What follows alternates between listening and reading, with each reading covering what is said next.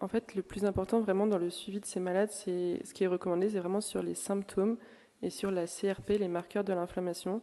Donc je pense que c'est vraiment là-dessus qu'il faut s'axer. Donc c'est vrai qu'on aura tendance je pense surtout nous cardiologues, à refaire des échographies.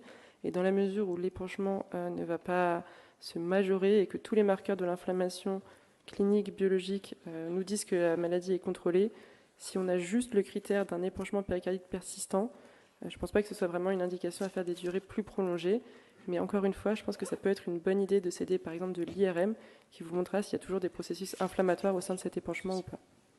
D'accord. Et une dernière question, un dernier sujet, l'intérêt des bêta-bloquants dans la péricardite pour des raisons particulières ou éventuellement ce qui était posé précisément pour diminuer la fréquence cardiaque. Donc tout à fait, je l'avais écrit, c'est vrai, dans une des diapos. Donc c'est un peu le même rationnel que la restriction de l'exercice physique. Donc il y en a qui proposent des bêta-bloquants, il y a quelques études qui sont sorties. Donc en fait, dans l'idée, c'est vraiment de diminuer les frottements et l'inflammation au niveau local. Et ça permettrait de diminuer les récurrences. Moi, je ne l'utiliserai pas dès la première ligne, mais en effet, quand on commence à utiliser des corticoïdes, etc., je pense que ça peut être une bonne idée d'y associer les bêta-bloquants. D'accord.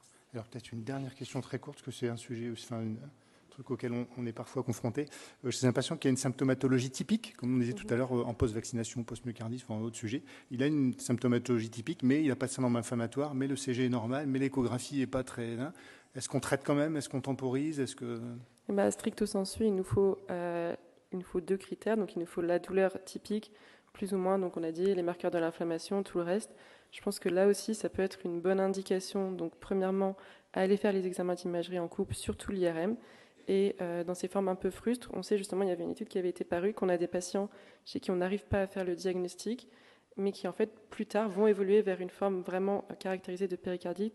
Donc je pense que c'est surtout des malades, si l'IRM est normal et qui ne montre pas de signe d'inflammation, à suivre de manière très régulière, sans forcément initier un traitement dès le début. Très bien. Merci beaucoup. Merci à